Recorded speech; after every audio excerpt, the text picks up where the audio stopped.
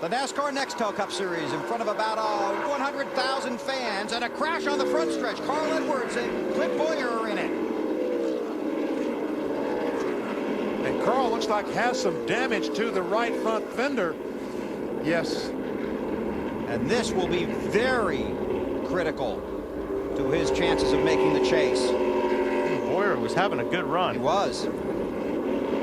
I don't see a whole lot of damage there, so he might be okay. Let's go back and take a look. They came across the line battling for the 12th position.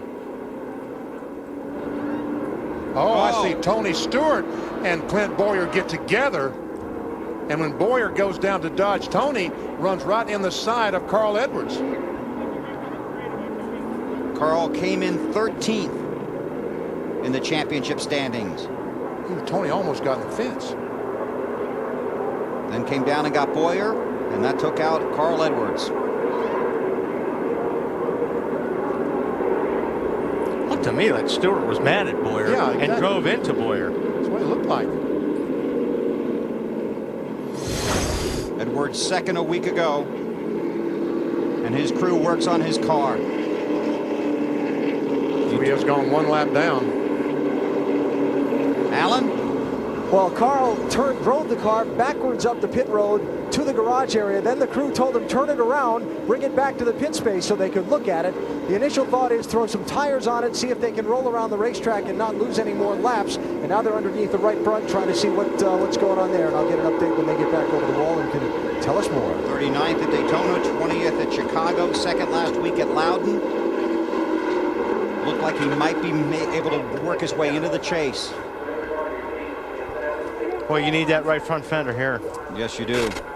Not only the right front fender, but I'm sure that there's going to be some suspension pieces broken. He took a good lick to that right front tire. Former winner here. Yes, sir. Get the tire on it. Let's get out there, make a lap. Let's get the shit ready. We can come back in and pop it and jump on it. Let's go. We apologize for that language on the radio in the heat of the battle.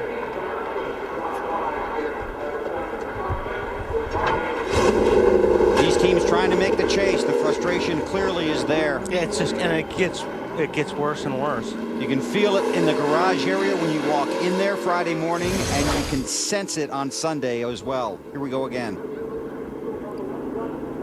See Tony's hand come out the window? Yes, gesturing to Clint Bowyer in a 07. I guess Tony felt like that Bowyer forced him up against the outside retaining wall off turn 4. The problem is that well, let's listen to see what Tony has to say. Dave? Well, I just heard a part of it, Benny. It relates to what you said. Tony's comment was, how did he not see me up there? Referring to Bowyer. Yes, right. Yeah. No, the problem is, I mean, you know, you're mad at another guy, you go to turn down at him, and then somebody completely innocent like Carl Edwards gets the worst of it. Almost everybody coming to pit road, Marty. Brian Vickers ran in third for much of that run, Bill. The car just a little bit tight still in turn 1, but excellent in 2 and 3. They're going to leave it alone. 2 tires only and fuel for the 25 car. Dave? The 20 car of Tony Stewart has been tight. He told crew chief Greg Zipadelli, you made a big adjustment for me there, but I still need more. Not quite as much as the first time, but just give me some more. Fuel only, slight adjustment, Allen. The wedge wrench has already gone in and out of the left rear window on Denny Hamlin's car. A 4 tire change to go with it. He's going to lose some track position by some other people playing strategy. And the 48 car is having trouble getting going. What's up with Jimmy Johnson down there, guys? Oh, there he's finally moving. Johnson slowly rolls off of pit road. We'll check on Johnson's situation and reset the running order when we come back to Pocono. You're watching NASCAR on TNT.